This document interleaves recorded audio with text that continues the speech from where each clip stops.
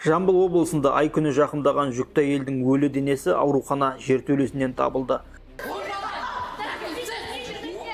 2024 жылдың өзінде 2598 бөпені Құндақтаулы күйінде мәйітханадан алып шығуға мәжбүр болды.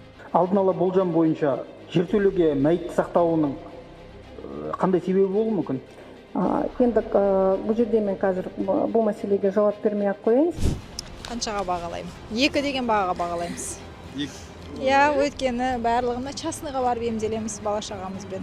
Арабша шахада жазылған Қазақстанның өзгертілген туы ашық сатылып келінген. Мемлекеттік рәмізді өзгерткендердің мақсаты не? Үй ішінен үй тігу ме, шариғи мемлекет құрма? Атырау облысы Құлсары ауданында 33 жастағы ер адам бұрынғы әйелін пышақтап өлтірді.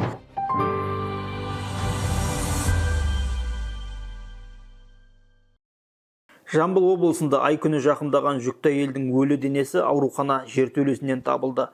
Жақынын жер қойнына табыстап, қайғыдан қан жұтқан марқұмның туыстары 2 күн бойы қайғылы жағдайдан хабар бермеген дәрігерлер жүкті әйелдің өлімін жасырмақ болды дейді.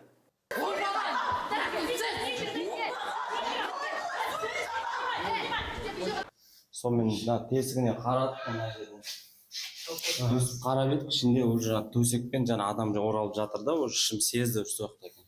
Соны есікті ашып едік, есік жабық тұр екен.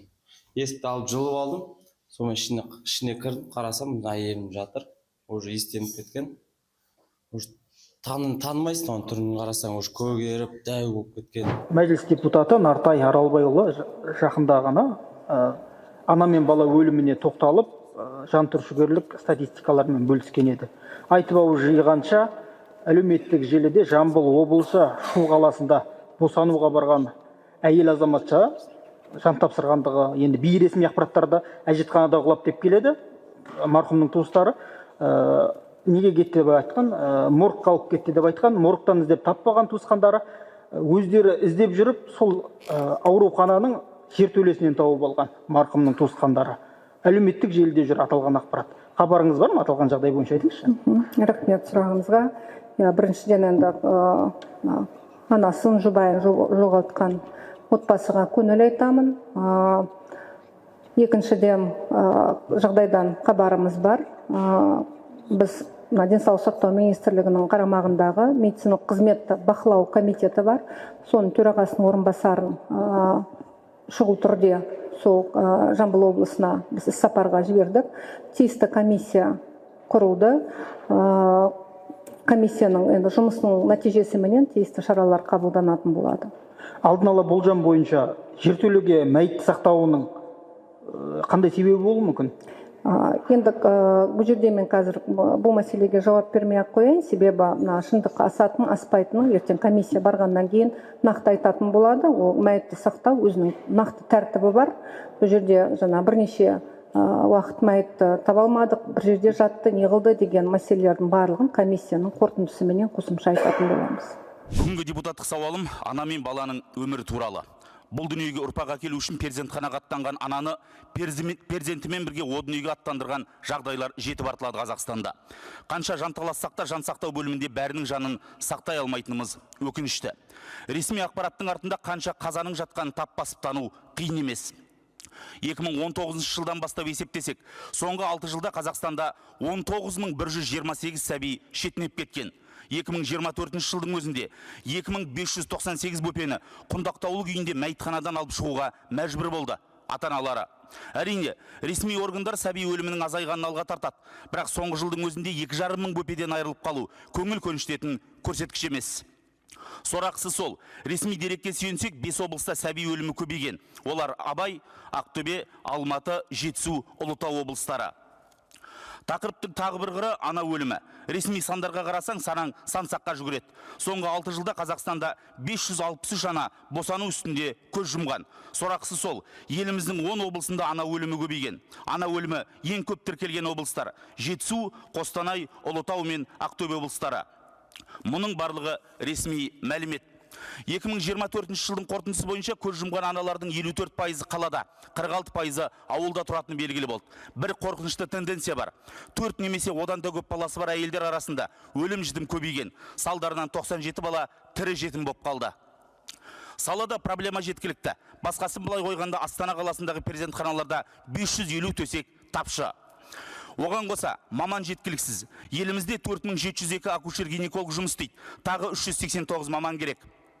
Босандыру ұйымдарында тек 1679 акушер-гинеколог жұмыс істейді. Оның 560, яғни 35% ғана ампутация жасай алады. Ал акушерияда операциялық техниканың барлық түрлерін тек 438 дәрігер, яки 21% ғана орындай алады. Бұл үлкен проблема. Медицина жайлы айтылар әңгіме көп.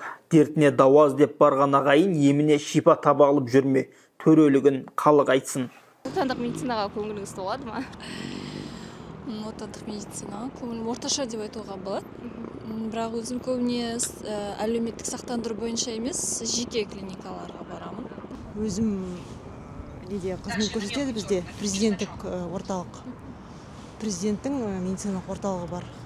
Өйткені мен мемлекеттік қызметшімін. Өйткені ол жақтан енді бағасын егерде 1-ден 10 балға дейін есептесек, бағаласақ 10 бал деп айта аламын. Тек сол жерде, Сол жерде ғана. Ал енді қалалық емханалар ол жақта енді кішкене сапасы әлі толық жетілмеген. Қаншаға бағалаймын? 2 деген бағаға бағалаймыз. 2? Я, өйткені барлығында частныйға барып емделеміз бала шағамызбен. Осы емес бізде негізі Қазақстанда әлі дұрысталмаған. Оған бірінші дайындықпен келу керек еді. Бізде ешқандай дайындық жоқ. Басын бастады да, енді білмеймін, арты жақсы болатын шығар. Әлемдік елдердің бәрінде сақтандыру бойынша ғой. Көре жатармыз. Біздің отандық медицинамызды 1-ден 10-ға дейін бағалап кеткізші. 5 десем болады. Ал қазақстандық дәрігерлерге не жетіспейді деп ойлайсыз? Білімділік жетіспейді деп ойлаймын. Оларды барынша оқыту керек. Негізі шетелде де тәжірибе алмасып келсе, тіптен жақсы болар еді. Денсаулық сақтау саласы күні түскен науқасты айтпағанда өз қызметкерлерінде жарылқай қоймайтын сынды. Неге десеңіз айтайық, Қызылорда облысында бұрынғы туббольницаның отымен кіріп, күлімен шығып жүрген санитар қызметкерлер еңбегінің зейнетін көре алмай жүр. Олардың бар кінәсі өмірге 5 бала алып келген. Сүре берсең, көре бересін деген бәлкім осы болар. Әділдік іздеген жандар редакциямыздан көмек сұрады. Мен Тобжанова Аягөз, осы туббольницада қызмет істеймін. Мен жоғары жақтағы үндеу жолдағым келеді. Премьер-министрдің орынбасары Кушербаевқа, министр Жакуповаға үндеу тастағым келеді. Біз осы жерде жиналып тұрған кісілер көп бала анамыз. Мен өзім Күмісұлға егерім 6 бала тәрбиелеп отырмын. Кеше осы 2000 былтыр осы бізден туббольницадан біраз әйелдер пенсияға шықты 55 жастан. Біз шыға алмай отырмыз. Біздің бар кінәміз, бар неміз көп баламен 53 жасында пенсияға шыққанымыз. Сонда біздің жазығымыз көп балалы болғанымыз ба? Біз осы зиянды жерде, қауіпті жерде, аймақта жұмыс істеп, денсаулығымыз сыр беріп осы жүргенде зорға жүрміз. Мен өз басым мысал үшін пенсияға баламенен 50 мың ғана ақша аламын. Осыны біз облыс совезде, Қызылорда облысының жаңағы облыс совезге, горсовезге біз бәріне бардық. Ол кісілер ештеңе шешіп берген жоқ бізге. Жоға жақтағы заңға біз қайшы келе алмаймыз деп отыр. Біз енді осы 55 жастан пенсияға шыққымыз келеді. Көп балалыменен алатын шамалы ақшамыз бізге дымға да жетпейді. Амалымыз жоқ. Шығармағаннан кейін осы денсаулығымыз сыр беріп жүрсе де қауіпті аймақта жұмыс істеп жатырмыз. Осыны бізге шешіп беруіңізді біз сұраймыз. Бұрынғы туббольница, қазіргі физиопульмонологиялық орталықтың қызметкерлері, 56 қызметкер зейнетке шыға алмауына байланысты сот процесі болды. Бүгінгі таңда бір қатары зейнет жасына ілікті, зейнетке ілікті. Енді сізге сауалым, дәл осы жағдай бойынша 5 баламен кезінде үлгетке шығып алғандар, үлгет алған азаматшалар 5 бала дүниеге алып келгені себептен бүгінгі таңда зейнетке шыға алмай отыр. Хабарыңыз бар ма? Осы туббольницаның қызметкерлері. Енді нақты бұл мәселені мен сізге қазір айта алмаймын, бірақ негізі осы Қызылорда облысында былтырдан бастап осы мәселеге байланысты шағымдарын білдіріп, қызметкерлері шағымданған болатын тұғын жергілікті атқарушы органдардан есебінен, әкімшілік облыс әкімінің есебінен тиісті қаражаттар бөлінді. Осы тиісті зейнетақы қорына қаражаттары толығыменен өтелді. Бірақ енді бұл жерде әрине біз жауапкершілік мәселесінде қарауымыз керек. Мен жаңа басында да айтып кеттім. Бұл жерде енді біз денсаулық сақтау басқарма басшылары, жергілікті атқарушы органдардың коммуналдық меншігіне қарайтын облыстық, аудандық, қалалық ауруханалар, емханалардың барлығы жергілікті атқарушы органдардың құзыретіне жатады, яғни облыс әкімінен тағайындалады. Сол тараптан да бақылау күшейту қажет етіп отқаны жаңағы енді өзіңіздің көрсетіп отырған дәлеліңіз енді шын мәнінде де бақылаудың әлде де аздығы. Енді біз өз тарапымыздан жаңа сіздің айтып кеткен 5 баласы бар азаматшаның мәселесін қазір жазып алайық, қосымша бұл жерде жұмыс жасайды. Бұл жерде бірнеше азаматшаның мәселесі, сонымен қатар жергілікті атқарушы билікті айтып жатсыз, енді тікелей сол жерде өзіңіздің денсаулық сақтау басқармасын басқарғаныңызды, әкімнің орынбасары болғаныңыздан хабарымыз бар. Сол кезде қызметте болған азаматтар денсаулық саласында қызмет етіп, хлорға туп больницада денсаулығын беріп тастаған азаматшалардың мәселесі. Өкінішке орай 46 мың теңге 5 баланың үлгетімен ғана қалып қойды да, зейнетақыдан құр қалып отыр. Назарға алуыңызды сұраймын. Еңбек және халықты әлеуметтік қорғау министрлігімен бірлесіп аталған азаматшалардың еңбек ақысын алуға ықпал жасауларыңызды өтініп сұраймын. Сізге рахмет, бұл мәселені көтерген. Арабша шахада жазылған Қазақстанның өзгертілген туы ашық сатылып келінген. Мемлекеттік рәмізді өзгерткендердің мақсаты не? Үй ішінен үй тігу ме, шариғи мемлекет құрума? Ақпарат көздеріне сүйенсек, бүгінгі күні мемлекеттік рәмізді қорлау бабы бойынша істер келіп, сотқа дейінгі тергеу амалдары жүргізіліп жатыр. 4 күдіктінің екеуі жасөспірім екені анықталған. Шаранасынан шайқалып, бесігінен бүлінген жасөспірімдер шариғат үкімі бойынша бүлікшіге қойылатын жазаға мойынсынуға дайын бекен. Айтқандай, Қытайда мемлекеттік рәміздерді қорлау өте қатаң жазаланады. Көп жағдайда 3 жылдан 7 жылға дейінгі мерзімде абақтыға тоғытылады. Ал Үндістан мен Бразилияда 3 жылға дейін бас бостандығынан шектеу жазалары қарастырылған. Өйткені мемлекеттік рәміз қалағаныңша өзгерте алатын үйіңіздегі түсқағаз емес. Тұрмыстық зорлық-зомбылық бұл қоғамдағы ең өзекті мәселелердің біріне айналып үлгерді.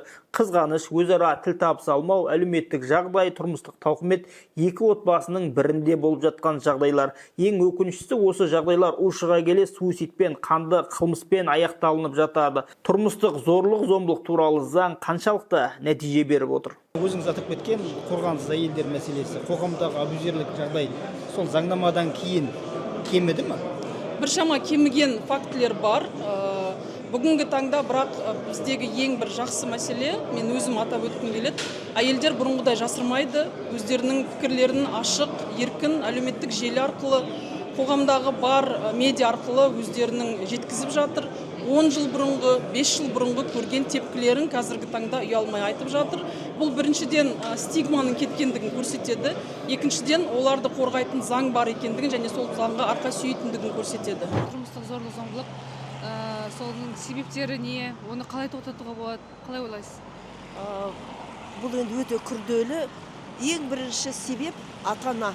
Ата-ана дұрыс тәрбие бермей жатыр. Біз енді өзіміз кезінде әженің тәрбиесін алдық қой. Тыйым да көп болатын. Кішкене ешқандай ұрысы бақырып шақырмайтын, ұрып соқпайтын. Бірақ біз қасы мен қабағына қарап тұратынбыз. Өйткені ұрыспайтын, қасымен түсіндіретін көзімен. Мынау болмайды, мынау айтатын жерде ақырындап айтатын. Қазір мүмкін жетіспей жатыр ма әжелерді. Мен де келсем, неке фитнесте жүрміз, балаға қарайтын шама жоқ. Семейный проблемаларға келгенде білмеймін, енді оны жаңағы екі жастың арасында өздері шешу керек деп ойлаймын. Изначально вообще отбасына адам дайын болып келу керек. Сондықтан жеңіл-желпі қарап, жаңағы ойланбай шығай салуға да болмайды. Енді ол әркім өз психикасына байланысты. Ол екі адамға байланысты ғой, негізі. Жұбайы мен ер адам деген, ер адам дейтін ер адам, ол қанша дегенмен шыдау керек қой. Болмайды ол. Өзің ерлікпен жеңу керек та. Әйел адамды жеңе алмайсың дейді, қанша керексің де. Үндемей құтылған дұрыс. Тұрмыс жағындағы зор-зомбылықтар енді ер әйел семья жағынан айтқанда сол қаржы жағынан, ақша жағынан, тұрмыстық қиыншылық жағынан болып жатқан жұмыстар шығар. Қаржылай жағдайына байланысты деп ойлаймын. Жас семьялар көбісі 1-2 жыл деп неғымайды, күтпейді. Енді заң қабылданды ғой. Заң жақсы жұмыс істейді деп үміттенемін. Негізі бізде әлі көп қой зорлық-зомбылық. Әйелді бір адам ретінде санамайды, зат ретінде ұрып соғып. білмеймін, бір екінші сорттағы адамға қарайды да.